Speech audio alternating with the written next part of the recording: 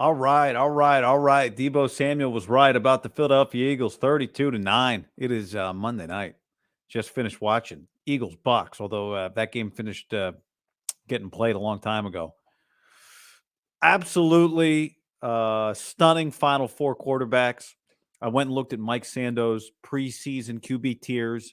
I tweeted this, and some people, it was clear, are not familiar with Mike Sando's tiers on The Athletic, TIERS, not TEARS. But if you're thinking about TEARS, let me just put up a little photo here side by side. But I went and looked, and before the year, Jared Goff was ranked 15th among quarterbacks. That's tier 3. And then the other 3 quarterbacks left in the NFC, Baker, Jordan Love, Brock Purdy, were all tier 4 guys, like in the 20s. Kenny Pickett was right in the mix with those 3 guys. Clearly, Kenny Pickett is not in the mix with those 3 guys. Baker today, 22 of 36, 337, 3 touchdowns, no picks. Eagles done. Sirianni done.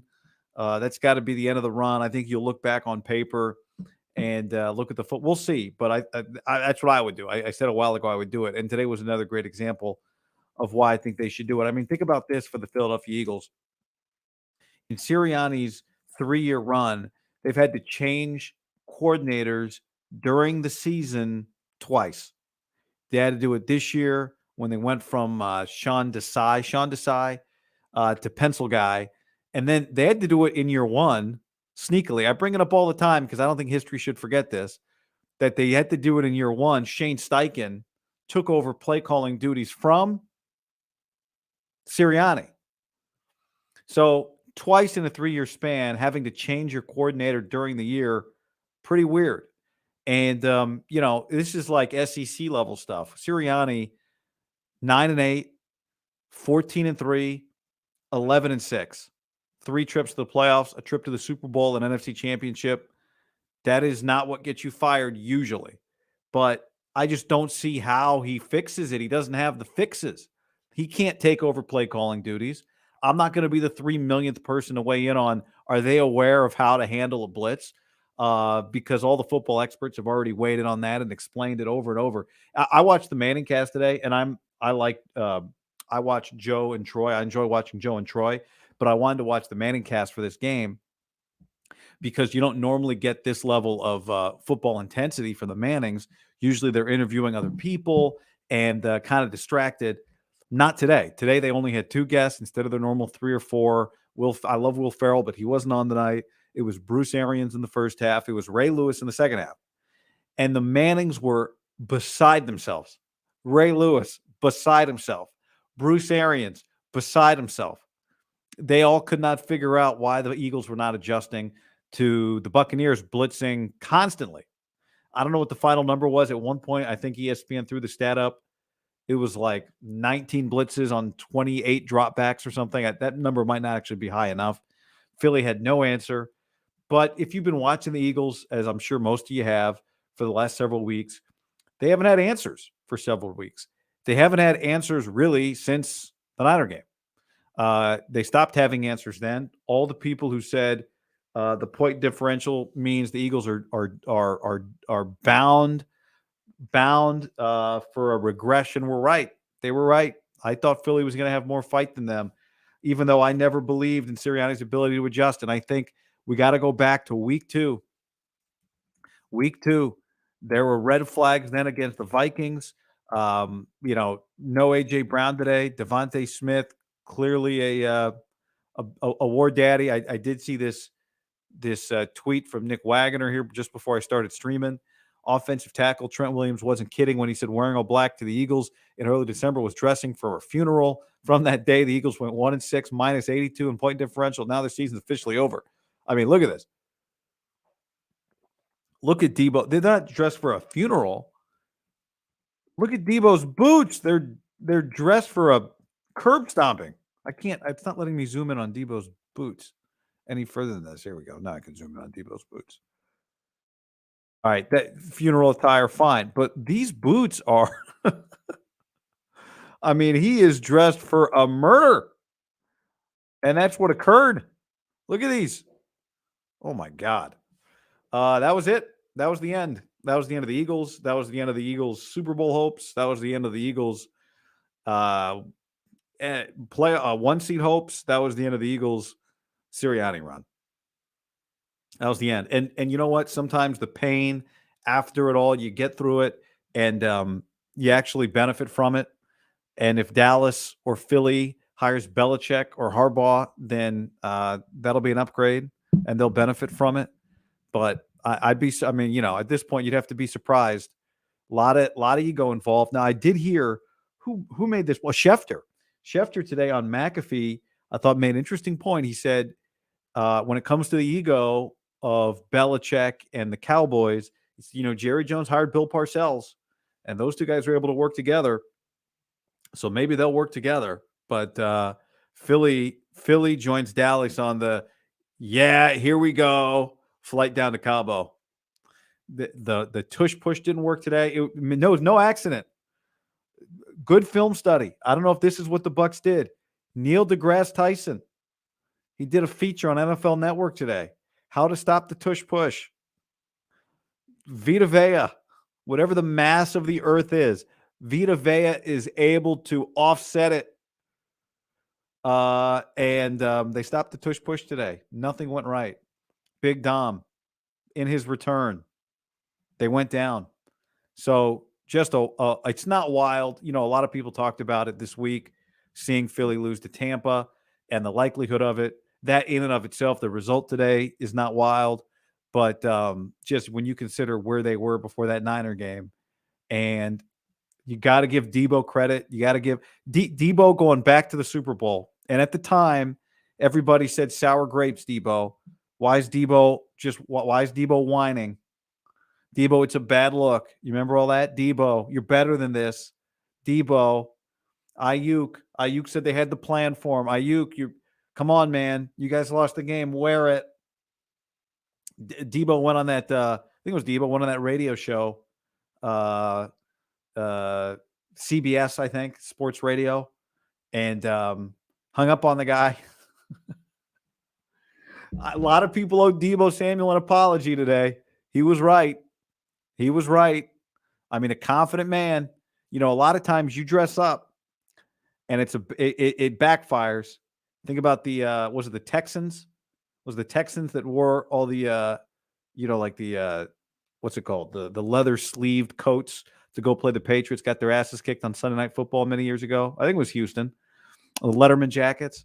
I had a bad feeling. I picked the Washington Huskies to beat the Michigan Wolverines in the national championship, but I had a bad feeling in that game when I saw before the game Michael Penix walk in wearing a hood, ski mask, headphones, sunglasses. I was like, I don't know. I had a bad feeling. Deebo showed up like this, answered the bell, backed it up. Don't say nothing. Here we go. They're done. Who knows if Jason Kelce is going to retire. I watched the Kelce documentary on Amazon Prime. It was really good. Followed Jason all through last year. Really enjoyed it. If you haven't watched it, you're looking for something to watch. Watch the Jason Kelce documentary on Prime. But he came back this year, I think, for the podcast. It was such good business last year. Going to the Super Bowl, it was so good for the family. And he does a good pod, him and Trav. He came back this year. And, sometimes the follow-up, it just was not meant to be. This team is a championship team. They got problems. They got to figure things out with Hurts. They were a mess. I saw Jay Gruden tweet something about handling the blitz, and sorry to any quarterback that I didn't help handle the blitz. And RG3 tweeted a picture of himself. And, I don't know. They're in trouble, man. This is an example of how hard it is to really, really, really have rivalries. It felt like last year, going in that NFC Championship game, the Niners and Eagles, a rivalry was being born, and then the game played out the way it did. So it wasn't exactly a big-time rivalry game, but the way the Niners talked about it afterwards, big-time rivalry game. And then you look at the schedule, you go, they're going to play this year. The ones he's going to be on the line. The Niners got to go back to Philly. They go back to Philly. They beat them. Okay, no biggie. They're going to play again in the playoffs. This is the new NFC rivalry. The Cowboys are dead. The Seahawks rivalry is over. The Rams, they're fighting more for the wild card than they are the Super Bowl. So maybe that rivalry will come back later. They don't have a rival. All their rivals are dead. All the Niners rivals are dead. The Seahawks got rid of their coach. The Cowboys are going to get rid of their coach. The Eagles are going to get rid of their coach. There's nobody left. They killed them all. Who's left? The Ravens? Okay. It's so hard to keep a rivalry going because both teams have to continue to win and play in big games. And, the Niners-Seahawks rivalry was excellent. It was one of the best rivalries in the league. It lasted 3 years, which is, longer than a lot. The Packers are their rival. I mean, the Packers are a historic rival. So, sure, we'll go with the Packers. They got a big game this week. But, the rivalries are really boring. People got to take something from each other. And right now, the Eagles didn't last long enough for the Niners to take it from them. Marty G, what's up? What's up to everybody here? Glad you're here on YouTube. Hit that like button. Subscribe to the channel. There's a lot of you here right now for a non-Niner Monday night, which I appreciate. And I'd love for you to hit that like button. It really helps out the channel. If you do it right now, more people will see it now. If you do it now and more people will see it later, that's good too. It'll get the subs up and all that kind of stuff. So we appreciate that. Let's get some super chats. Charlie says Harbaugh to the Chargers incoming. Carry on. I did see the Chargers post that they've interviewed Jim. All right. That's what's different about the NFL and college. The NFL, they put it all out there like on an injury report. We've interviewed Jim. Cool. The Falcons have interviewed Bill. All right. That's great. The Falcons have interviewed Belichick. Okay, cool. And meanwhile, Mark Davis has to interview all these other people until he just eventually hires Antonio Pierce. It will be the ultimate Raider irony. Max Crosby's going to the mat for AP. It'll be the ultimate irony for the Raiders when they hire a coach in a coaching cycle that has Mike Vrabel, Bill Belichick, Jim Harbaugh, Pete Carroll, all available. They go with their guy, AP, and it doesn't work. I saw John Gruden was in court this week. Things are moving forward. Las Vegas Supreme Court. He's got a lawsuit against the NFL. Gammon with a 5 spot, a super chat. Thank you. City Girls was called out on the last stream. I don't think nobody here knew what that was. Question. What is the last song you listened to on your phone? Don't lie and show it to the camera. All right. Let's see. Don't recall. Bet it was something good though. Yeah. I was looking for a different version of the song, but it's Steve Winwood's Valerie. I was looking for the other version that what's her name sings, but I ended up listening to that one. The late great. What's her name? Anyway, there you go. Nice song. Not that cool. I'm surprised it wasn't country. All right, so those are our quarterback. What did I say? NFC. Where did I leave off? That super chat needs to wait to the end next time. Jeez. Good song though. Amy Winehouse. Thank you. Yeah, that's the one I was looking for. But the Winwood one is good. Going back to my notes here. What else did I want to talk about with you guys off this game? Deebo was right. Quarterbacks that are left. A hell of a list, especially when you compare it to the other side. AFC quarterbacks. Lamar, Mahomes, Josh Allen, CJ Stroud, who is a stud. I don't know where, if you said right now, revote next year's Sando or this year's, the next edition of the QB tiers. Yeah, here we go. The next edition of the QB tiers. Is Goff going to be higher than 15? Without looking at the list, I would say no. Is Purdy going to be higher than wherever he was, 22? Yes. Is Love going to be higher than wherever he was, like 23 or something? I would say yes, no question. Oh, I'm not signed in on the Firefox here. God. Baker, I don't think will be. Baker maybe moderately higher. I don't think Goff will be much higher. Lamar was tier 2 in the QB tiers this year. He might be back into tier 1. Josh Allen's got himself steady in tier 1. Hell of a game by him today. Kind of weak on that. I don't blame him. I just thought he was going to stop, but a lot of people said that looked like a fake slide, trick the defense. It's going to be a penalty if they hit him. Takes up for the touchdown. It was pretty, little questionable. But good for him. If they're not going to call it, keep it rolling.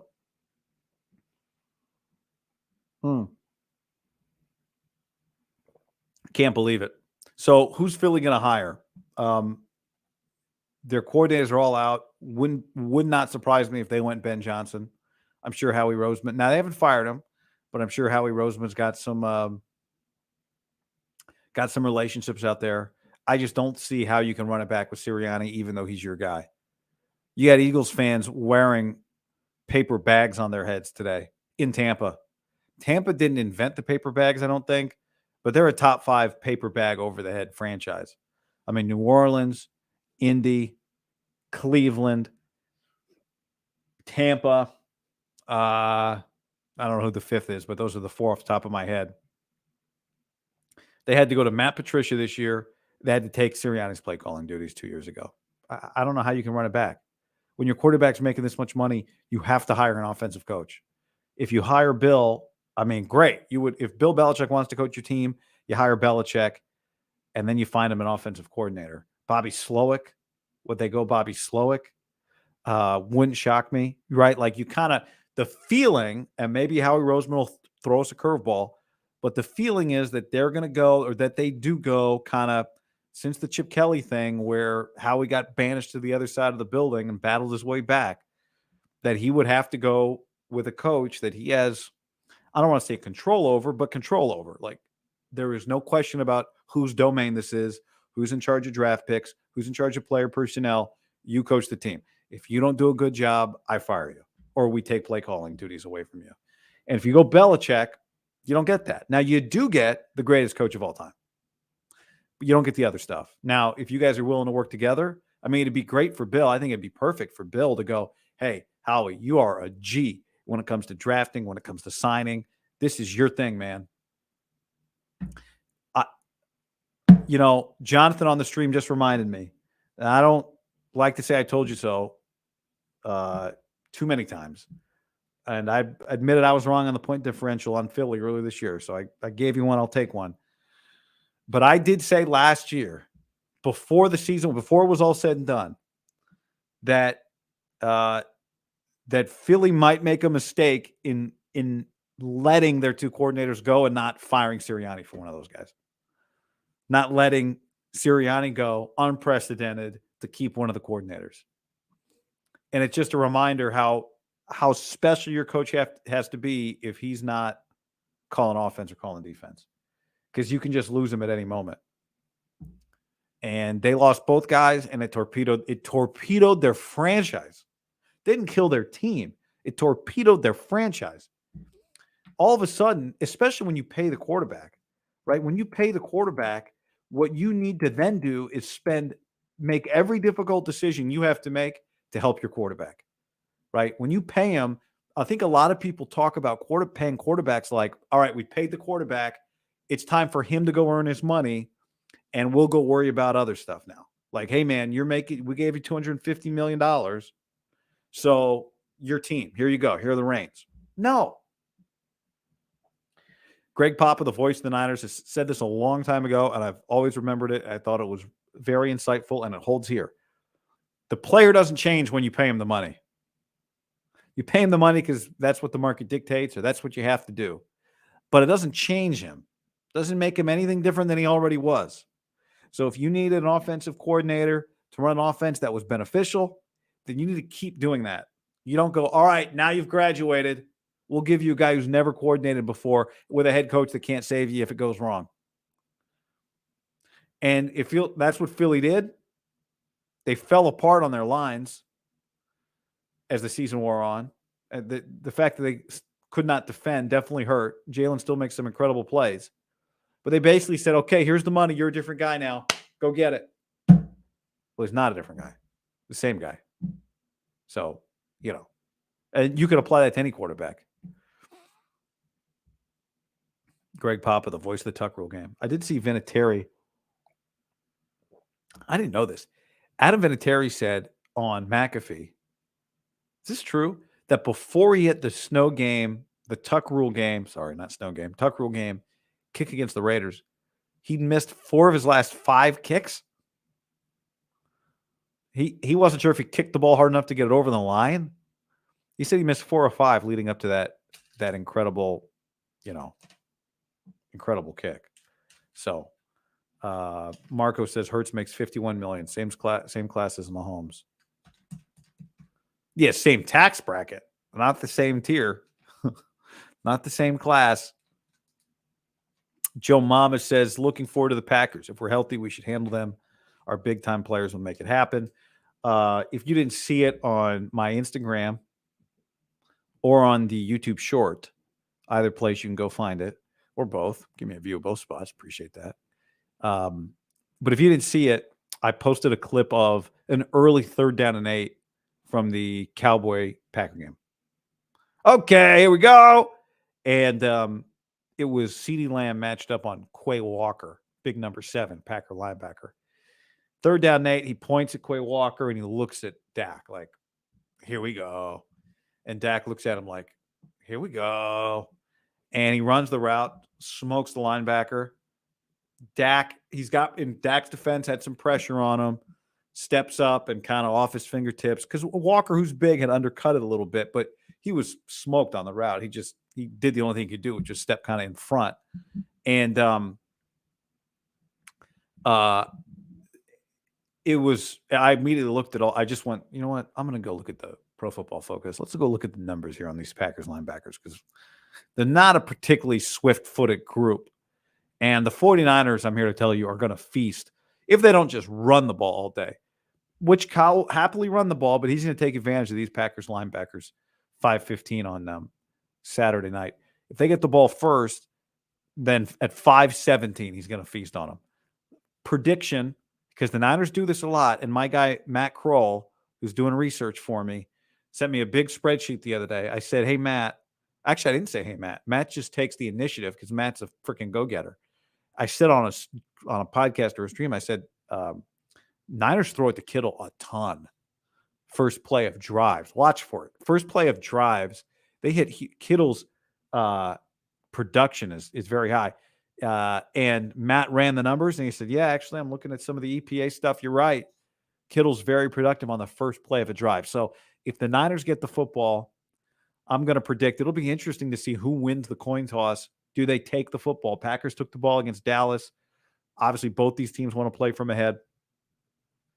I think Kyle would still defer because he would trust his defense against Jordan Love. But regardless, whoever gets the ball first, when the Niners get the ball 2 minutes after that kickoff, real time, not game time, he's going to be hitting somebody.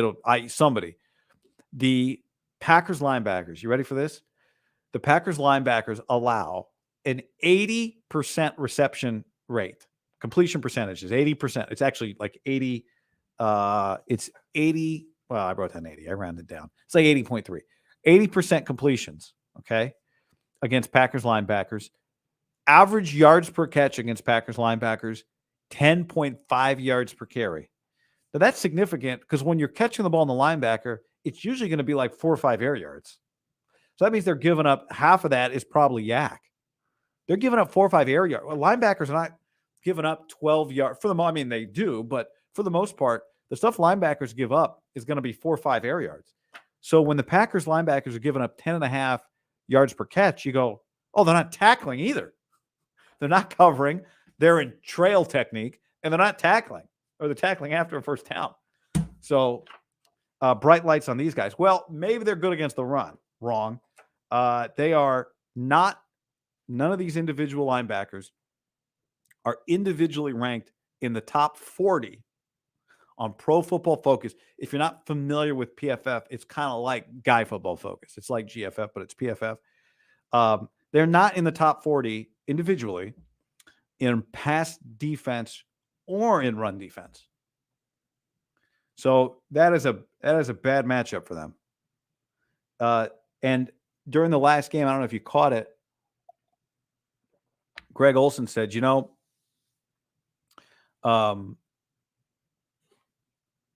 love to go 5-man fronts. That's what Joe Barry, the Packers defensive coordinator, wants to do. But they're just getting roasted on first and second down because of it. So they're going to 4-man fronts. Well, Kyle's going to be like, all right, here you go, Christian. There you go, Christian. Here you go, Christian. Here you go, Christian. Here you go, Christian. Here you go, Christian. Here you go, Christian. Here you go, Christian. Here you go, Christian. Here you go, Mitch. Oh, it's halftime. I'll get you later. Here you go, Christian. Here you go, Kitchen. So I don't think it's not a great matchup. What is the see if the odds have changed on this game or what the gambling numbers are doing right now on 49ers and Packers. Let's give it a little look here. Still 10, okay. And from a financial standpoint, where's the money? Can we see this yet? Not yet. Okay, don't know where the sharp money is quite yet on this game. We'll wait and have to check back on that. Right now, 72% of the bets are on the Packers and the points. Packers and the points, 72% of the bets, 75% of the money on the Packers and the points. So, public. I'm seeing the Packers at minus 110.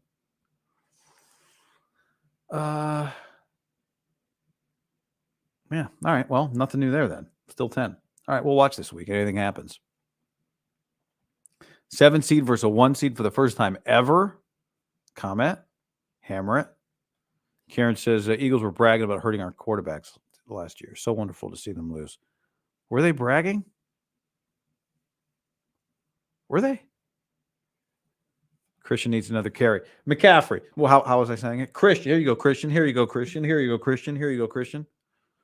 We're brought to you by Tito's Handmade Vodka. Appreciate Tito's support for many years now and your support. Tito's Handmade Vodka, distilled and bottled in Austin, Texas. 40% alcohol by volume, namely 80 proof, crafted to be savored responsibly. I think I've told you guys before. I love to mix it with a ginger beer. Ginger beer is not alcoholic. I didn't know this until a couple years ago. So much better than your Southwest, United, American Airlines Canada Dry, which is just a sugar bomb. You don't want that stuff. That stuff is, it's like, go look at those cans, like 36 grams of sugar in one of those things.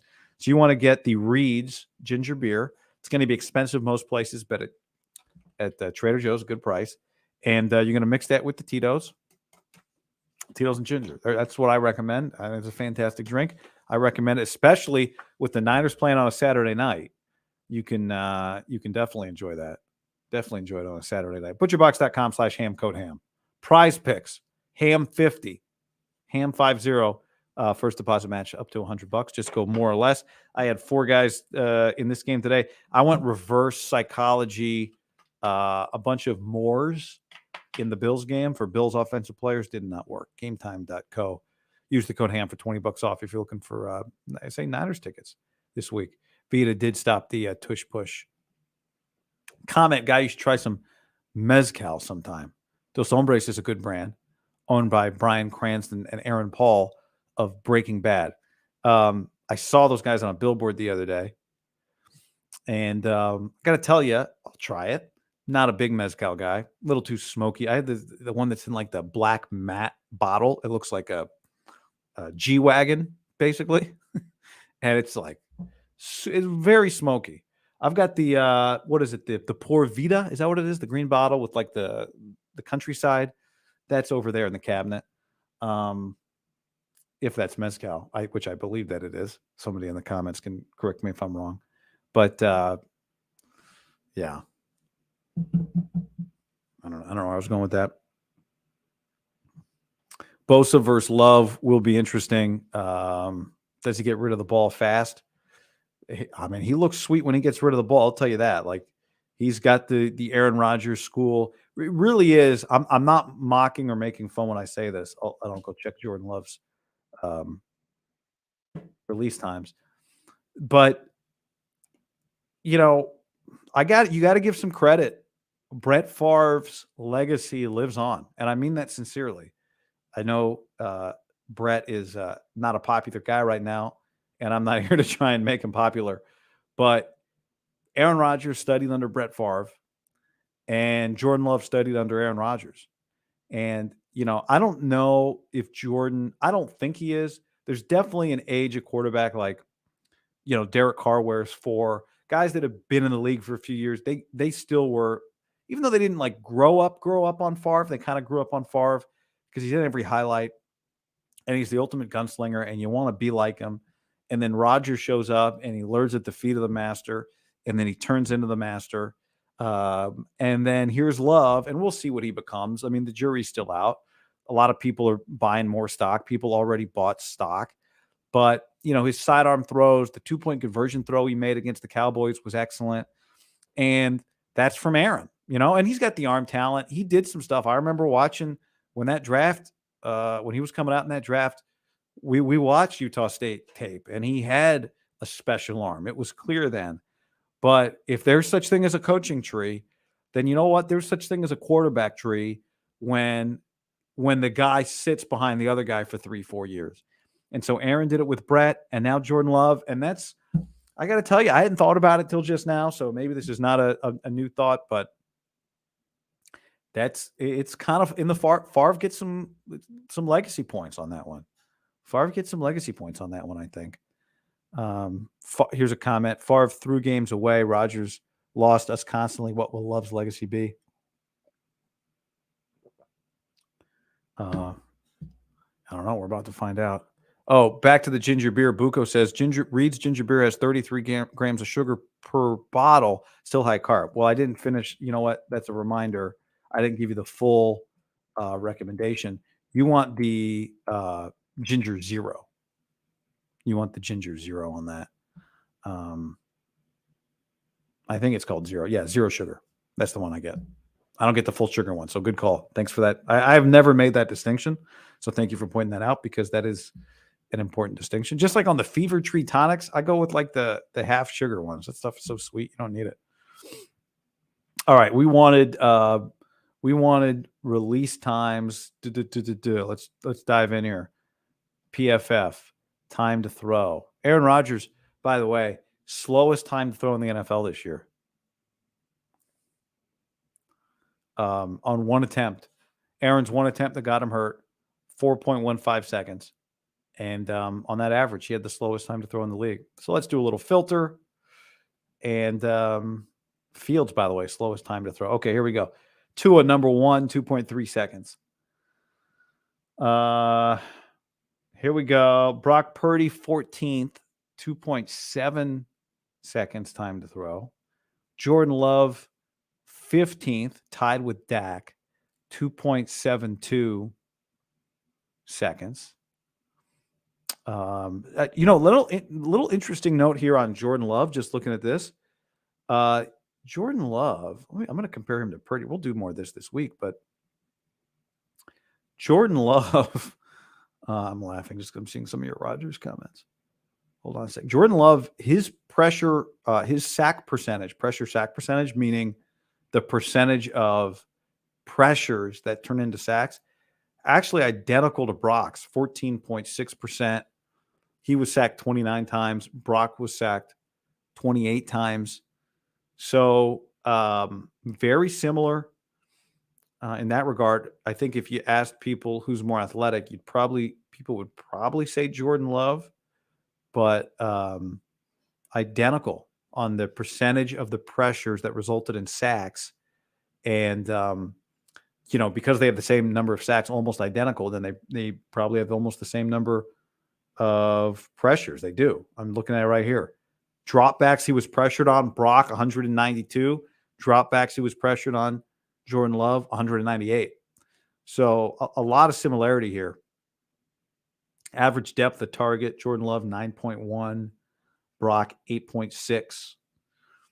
Turnover-worthy plays, almost identical. Big-time throw percentage, almost identical. So a lot of similarities here between them, which, I think some people will hear as like Oh, give Brock more credit. He deserves more credit than Jordan Love. This guy was a first-round pick. Jordan Love was a first-round pick.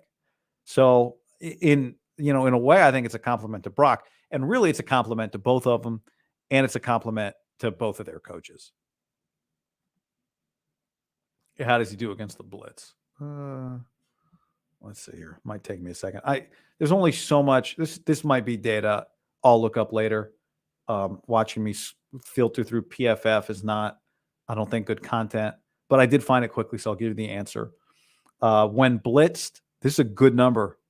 Jordan Love's 65% completion when blitz. Now, blitz and pressure, two different things, right? Blitz can get picked up. Under pressure, Jordan Love, 50% completion percentage, 11 touchdowns, 4 picks. That's actually 50% is going to hold up pretty well if I look up the whole league. I bet 50% against pressure is probably top 10. Let's see. 50 completion percentage against pressure. This is all right. This is the last PFF filtering I'll do here because it's, like I said, not good content. All right, it's not top 10. It's 16th, 50%. Dak, number 1 against pressure, 60%. You know who's number 2 against pressure? Brock Purdy, 55.8. Kirk Cousins was 3rd, 55.6. Russell, Joe Burrow. There's your top 5. You go, why don't you read 6? Will that invalidate the list? No. Bailey Zappi.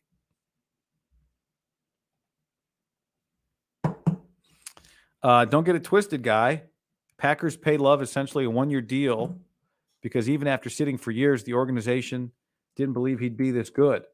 I think some people, myself included, thought, Jordan Love, you are crazy, bro. What are you taking this contract for? Well, he's betting on himself. It's like, God, but dude, they're not betting on you. What are you doing? 1 year, $13 million extension.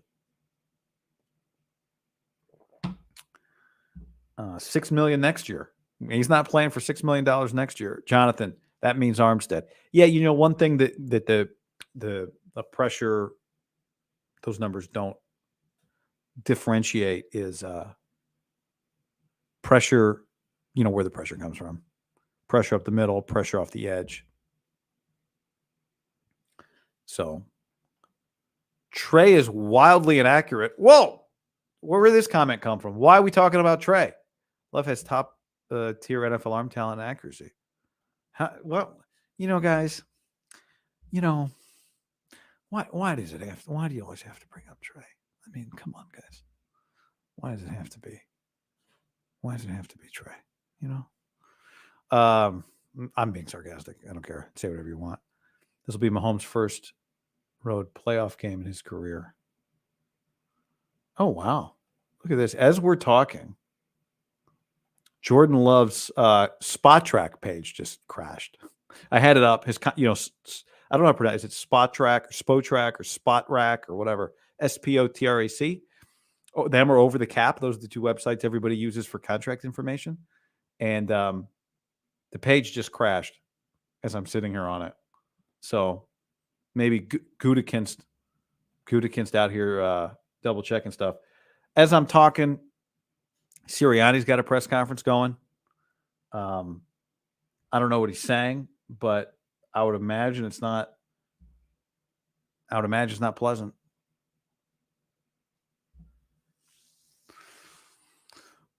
Here's a comment from Roland who says, folks were calling Jordan Love a bust after a few games. I'm just saying. A few games this year. Yeah, I mean, I was not one of them. I believed in him. And for you guys that watched, I believed in Jordan Love based on one series last year when Rodgers had to come out of a game. Oh no, it might have been this loss to Philly. I think it was this loss to Philly. Yeah, it was. I don't remember if Rodgers got hurt in that game or what, but it was November 27th, 2022. That was the moment that Guy Haberman, said, I believe in Jordan Love. He showed some feel, some arm talent. The good news was, didn't watch the Packers a lot earlier this year, so didn't bail on him. And now he's back, and I can just say I always believed. Did you see Nick Wright's most recent Purdy slander piece on X? No. Dallas has safeties playing linebacker. That should say enough about their defense. You know, I don't want to besmirch Deron Bland, Fresno State Bulldog. Okay. Sacramento State. And I don't think he was just flash in the pan interceptor. I worked with Will Blackman doing a college football game for Fox this year. And Will was in camp with the Cowboys as a coach. And he told me months ago, he's like, Deron Bland is about to go off. That guy's a stud. So legit. I was a little surprised he was first team All-Pro. A little surprised he was first team All-Pro. But I mean, had a great year. But I don't have him here. I think that the target numbers were off the charts. Green Bay went at him, and it worked. So yeah. Love made $500,000 for winning the playoff game as an incentive in his contract. Great. I mean, everybody's got incentives. As one player told me recently, an active player told me recently, if you don't have incentives, you don't have a real contract. So I was asking about incentives. So in other words, yeah, we got incentives.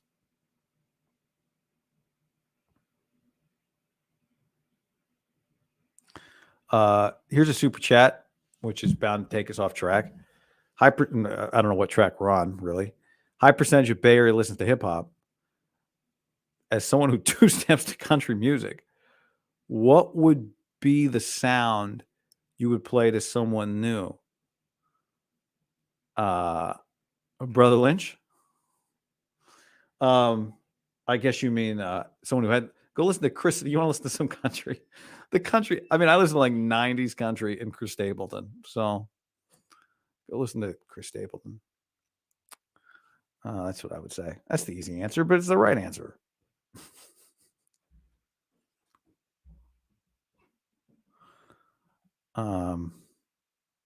Yeah.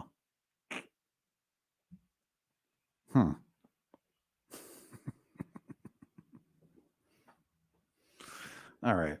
That might be all for now. My wife's boyfriend is completely devastated from this loss. What do we do from here? I'll get married, I say.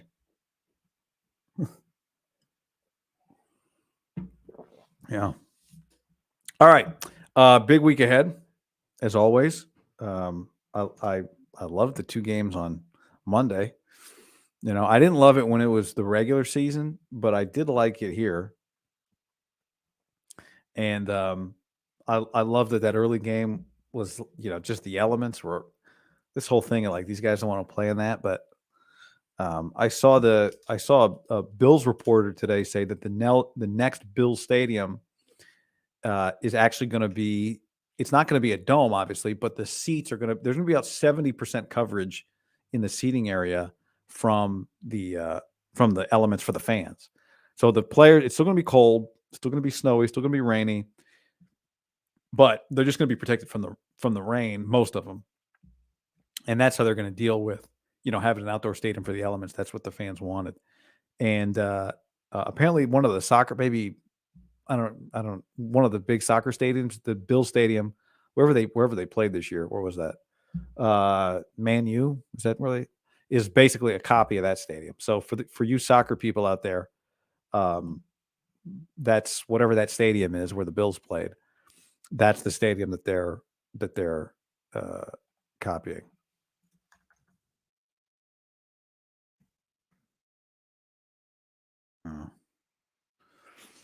I'm gonna go Google some Brother Lynch lyrics. Try and remember some of the songs I haven't listened to in 20 years or more. Was it Garden Highway? Whatever. Who flopped worse, McCarthy or Sirianni? Well, I mean, both of them peaked, like reached their ceilings. This is the best he could do. He lost both his coordinators, so I got to go with McCarthy. Now McCarthy runs a higher level operation. I don't want to be disrespectful. The standard is just higher for him because Mike McCarthy is a legitimate NFL head coach. He's not, and I know he's won one, not a championship, not winning a championship. He's a legitimate NFL head coach. I think, Nick Sirianni is not going to be a head coach again after this. And I don't know what he's going to do. Like, I don't know if he's going to be an OC. I'm not exactly sure because I don't know. I don't know what he's going to do. QB coach, it'll be interesting to see. But he lost both his coordinators, and those guys were the ones that held the thing together, it turned out. McCarthy is a play caller. This year, what'd they do? They got rid of Kellen Moore and said, okay, how are we going to save this? McCarthy's going to call the plays. Cool. So McCarthy called the plays. He was good at them, and they scored a bunch of points. They're good at that. They're not good at winning playoff games. They're not good at being tough enough to do what has to be done to win in the postseason. So, they did not come limping into the playoffs. They won the NFC. They beat the Eagles. They had a home game. They got beat by the Packers. Now, these guys had a road game. They got beat by the Bucs. Neither feels good, but I think to answer the question, who's a bigger flop? I think it's McCarthy, and the reason is because the standard's higher. Like his diving board is high. His diving board is higher, so the flop is bigger. Sirianni, I thought they should have hired one of the coordinators last year. And Siri, shut up. And I said it last year. So, or this year, whenever it was, January of 23. So I didn't expect anything.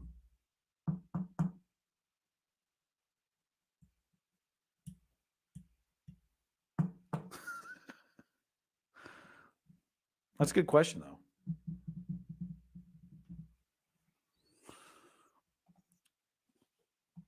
All right. On that note, fun stream. I mean, we could keep going, but no, we're not going to. I got to conserve my voice. I'll be back at it tomorrow. Thanks for hanging, everybody. If you're here on the way out the door, hit that like button. I know for some of you, it means you got to sign in, which means you got to give your email to Big Tech. I'll give them a fake email. I've given 900 fake emails to Big Tech. So I get 6 of the same email with promo codes. Got to get my 15% off. But hit that like button. Appreciate it very much. Subscribe to the channel. Appreciate that very much. And we'll be back soon. More content coming at you. And go try that zero sugar ginger beer. Not a sponsor, just a fan. All right, everybody. Later.